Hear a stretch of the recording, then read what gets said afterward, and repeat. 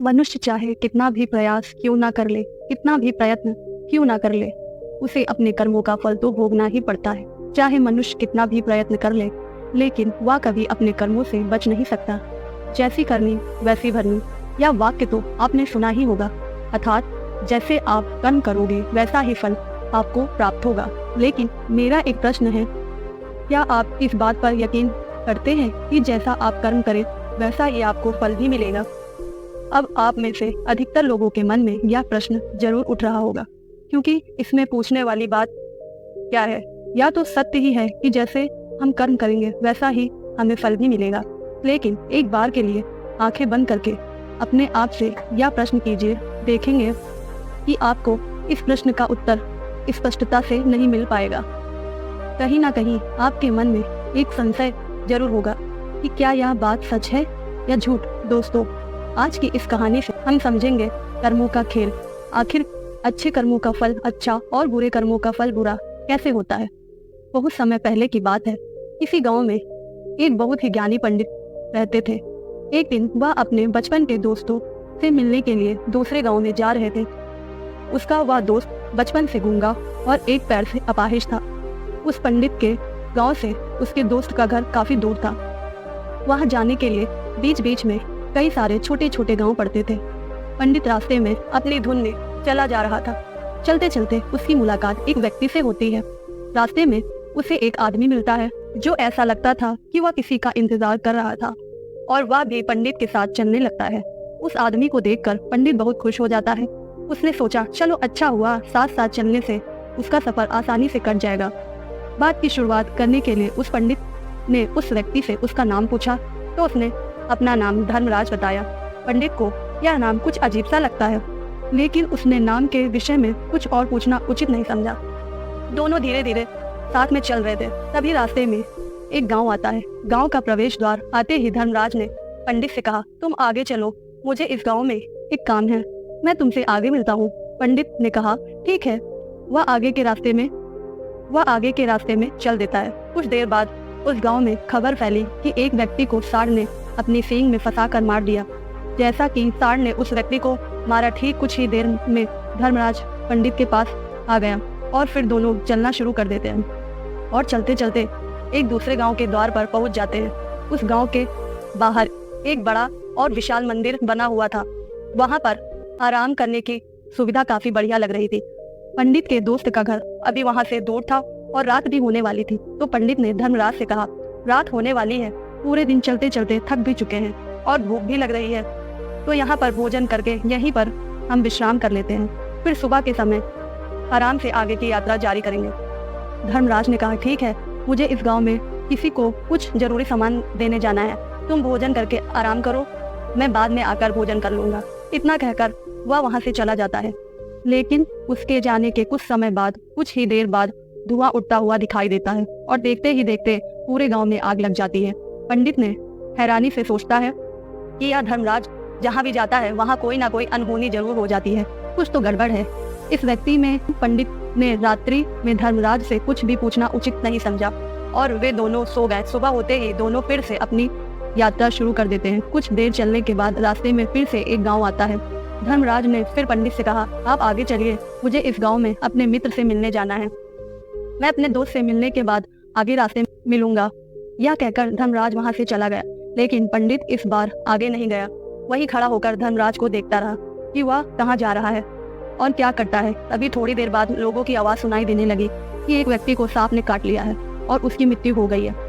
ठीक उसी समय धर्मराज फिर पंडित के पास पहुंच गया, लेकिन इस बार पंडित से रहा नहीं गया और उसने धर्मराज से पूछ ही लिया कि तुम जिस भी गांव में जाते हो वहाँ कोई ना कोई अनहोनी जरूर हो जाती है, क्या तुम मुझे बता सकते हो कि यहाँ ऐसा क्यों हो रहा है? धर्मराज ने कहा, पंडित जी, आप तो मुझे बहुत ही ज्ञानी मालूम पड़ते हैं, इसलिए मैं आपके साथ चलने लगा था, क्योंकि ज्ञानियों का साथ बहुत अच्छा होता है, परंतु आप अभी तक समझ नहीं पाए कि मैं कौन हूँ। पंडित ने कहा, मैं समझ गया हूँ, लेकिन मुझे कुछ शंका है, अगर आप अपना उपयुक्त परिचय दे दें तो मेरे लिए आसानी होगी। तब धर्मराज ने जवाब दिया कि मैं यमदूत हूँ और यमराज की यात्रा से उन लोगों के प्राण हरण करता हूँ जिनकी उम्र पूरी हो चुकी है।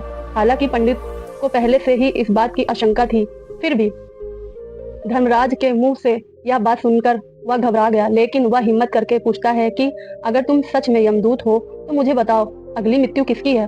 धर्मराज ने जवाब दिया, अगली मृत्यु तुम्हारे उसी मित्र की है जिससे तुम मिलने जा रहे हो, और उसकी मृत्यु का कारण भी तुम ही बनोगे।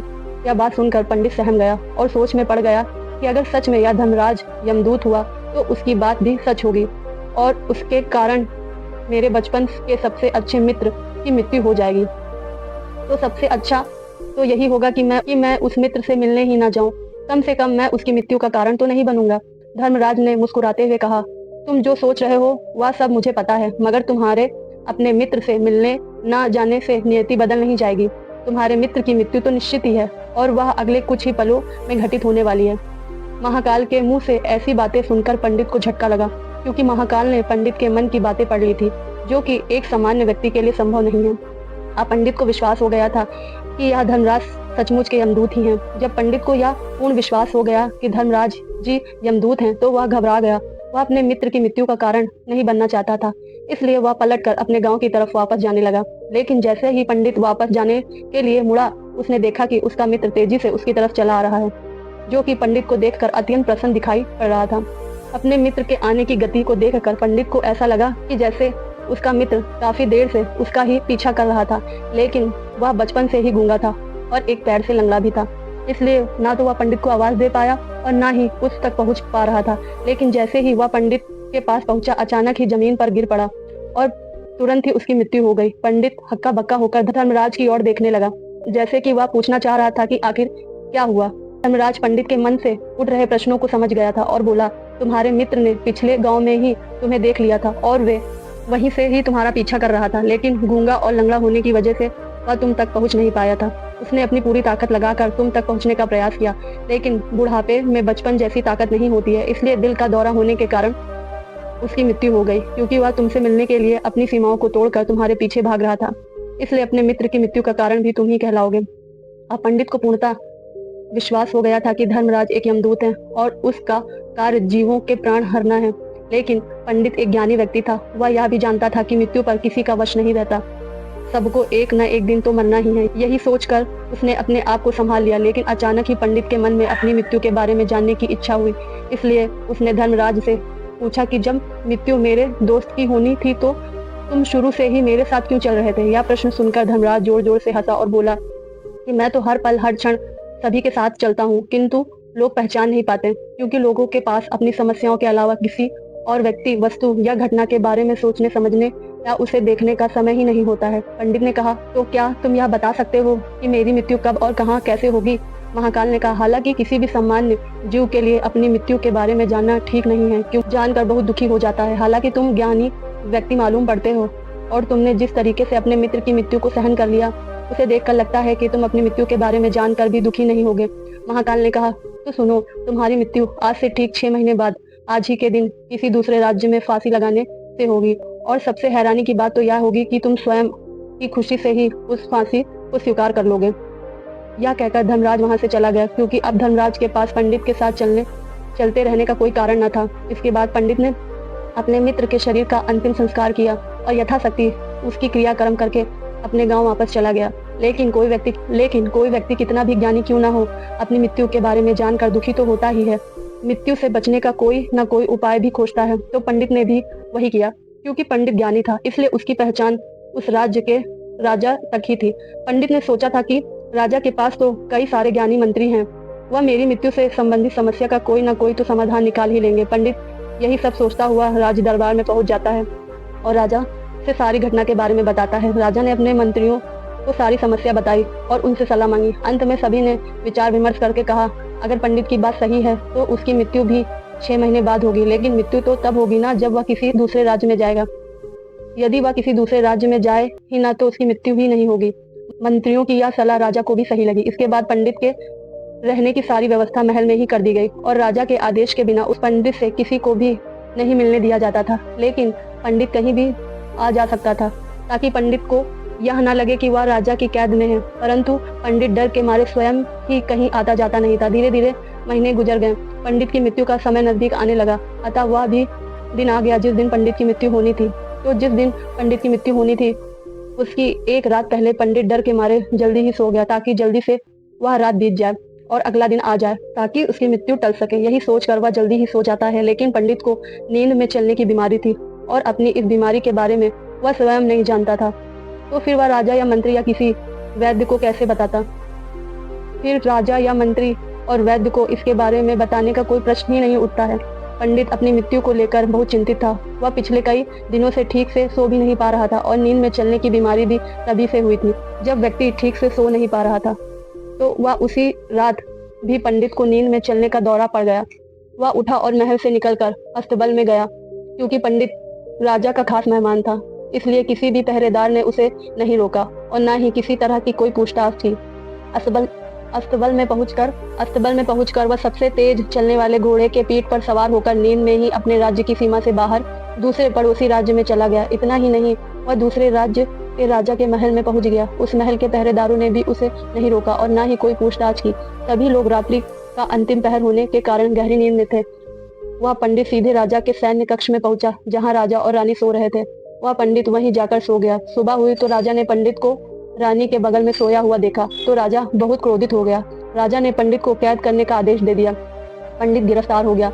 लेकिन पंडित तो बहुत हक्का बक्का था। उसे तो कुछ समझ ही नहीं आ रहा था कि आखिर वह दूसरे राज्य में और राजा के सैन्य कक्ष में कैसे पहुंचा। लेकिन वहां कोई यह सब सुनने वाला ही नहीं था। अगली सुबह राजा ने पंडित को दरबार में पेश करने का आदेश दे दिया। कुछ देर बाद उस पंडित को दरबार में लाया गया। पंडित को देखते ही राजा इतना आग बबला हो गया कि उसे फांसी पर चढ़ा देने का हुक्म सुना दिया गया। फांसी की सजा सुनकर पंडित कांप गया, लेकिन फिर भी थोड़ी सी हिम्मत जुटाकर राजा से बोला, महाराज, मैं नहीं जानता कि मैं राजमहल तक कैसे पहुंचा। मैं यह भी नहीं जानता कि आपके सैन्य कक्ष तक मैं कैसे आया और आपके महल के किसी पहरेदार या सैनिकों ने मुझे रोका क्यों नहीं। लेकिन मैं इतना जरूर जानता हूँ कि आज मेरी मृत्यु तो होनी ही है और वह होने भी जा रही है। राजा को यह बात थोड़ी अजीब सी लगी। उसने पंडित से पूछा, तुम्हें कैसे पता कि आज तुम्हारी मृत्यु होनी ही है? राजा के इस प्रश्न के जवाब में पंडित ने पिछले 6 महीने का सारा वाक्य राजा को सुना दिया और बोला, महाराज, मेरा क्या किसी भी सामान्य व्यक्ति से इतना साहस नहीं है कि वह राजा के सैन्य कक्ष में राजा की उपस्थिति में रानी के साथ सो जाए। राजा को पंडित की बात में थोड़ा सा तर्क दिखाई दिया, परंतु उसने सोचा कि यह मृत्यु से बचने के लिए धर्मराज और उसके द्वारा अपनी मृत्यु की भविष्यवाणी की कहानी बता रहा है। इसलिए राजा ने पंडित से कहा कि यदि तुम्हारी बात सत्य है और आज यह तुम्हारी मृत्यु का दिन है, जैसा कि यमदूत धर्मराज ने तुमसे कहा था, तो आज तुम्हारी मृत्यु का कारण मैं नहीं बनूंगा। लेकिन यदि तुम्हारी बात झूठी निकली तो निश्चित ही आज तुम्हारी मृत्यु का दिन होगा। क्योंकि जिस राज्य से पंडित आया था उस राज्य का राजा इस राजा का मित्र था। इसलिए इस राजा ने तुरंत अपने 2 सैनिकों को पड़ोसी राजा के पास भेजकर पंडित की बात की सत्यता का प्रमाण मांगा।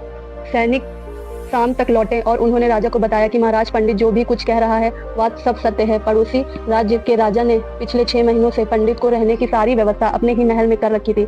पंडित राजा का खास मेहमान था। कल शाम राजा आखिरी बार पंडित से अपने कक्ष में मिले थे और उसके बाद यह इस राज्य में कैसे पहुंच गया उसकी जानकारी किसी को भी नहीं है। इसलिए उस राज्य के राजा के अनुसार पंडित को फांसी की सजा देना ठीक नहीं है।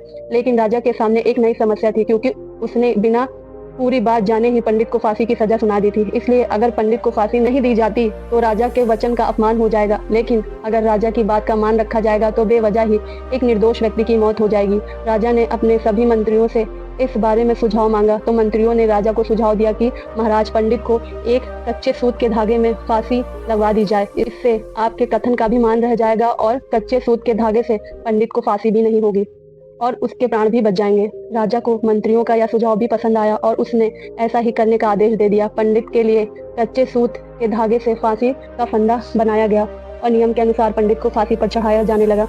सभी लोग बहुत खुश थे कि ना तो पंडित मरेगा और ना ही राजा का वचन खाली जाएगा। पंडित को भी पूर्ण विश्वास था कि वह सूत के धागे से तो उसकी मृत्यु हो ही नहीं सकती। पंडित उस पर चढ़ने के लिए तैयार हो जाता है, जैसा कि धर्मराज ने भविष्यवाणी की थी कि तुम खुद ही अपनी फांसी को स्वीकार करोगे।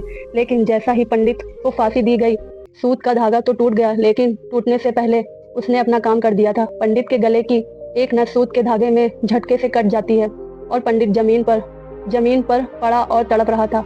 उस पल उसके गले से खून की फुहार निकल रही थी और देखते ही देखते पंडित का शरीर पूरी तरह से शांत हो जाता है। सभी लोग आश्चर्यचकित रहते हैं और पंडित को मरता हुआ देख रहे थे। किसी को विश्वास नहीं हो रहा था कि कच्चे सूत के धागे से भी किसी इंसान की मृत्यु हो सकती है। लेकिन घटना तो घट चुकी थी। नियति ने अपना काम कर दिया था और धर्मराज की भविष्यवाणी भी सच हो चुकी थी। दोस्तों, श्रीमद् भगवद गीता में भगवान श्री कृष्ण ने कहा है, जो होना होता है वह होकर ही रहता है।